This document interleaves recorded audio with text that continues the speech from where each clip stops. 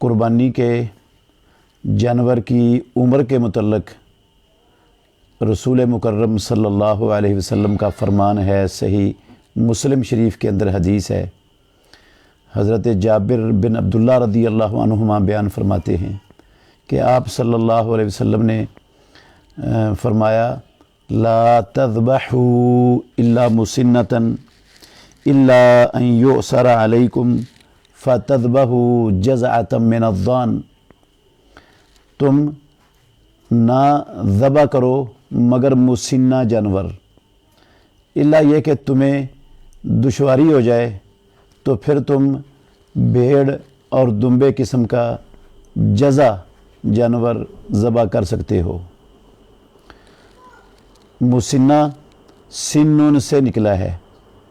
سنن عربی ڈکشنری میں اس دانت کو کہتے ہیں، اور مسنہ کی اہل لغت نے اور فقہاء نے تعریف کرتے ہوئے کہا ہے ہی الثنی فما فوقہا، کہ مسنہ وہ جانور ہوتا ہے جو دو دانتا ہو یا دو دانتے سے اوپر ہو، یعنی 4 دانتا ہو یا 6 دانتا ہو یا اس سے بھی بڑی عمر کا ہو، اس کو عربی ڈکشنری کے اندر اور فقہاء کی اصطلاح میں مسنہ کہا جاتا ہے۔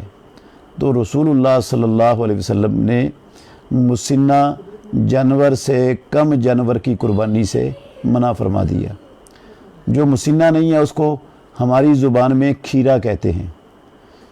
تو کھیرے جانور کی قربانی اسلام کے اندر جائز نہیں ہے، نہ کچے کھیرے کی اور نہ ہی پکے کھیرے کی۔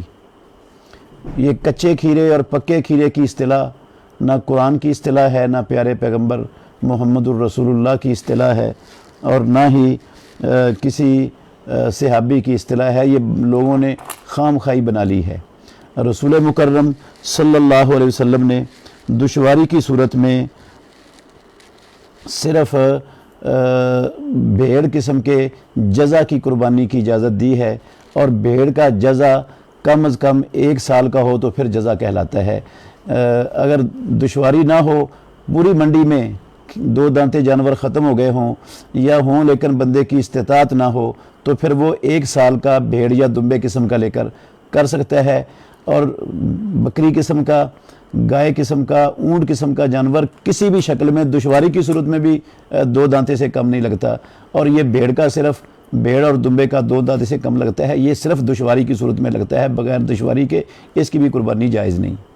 اللہ ہمیں سمجھنے کی، عمل کرنے کی توفیق دے۔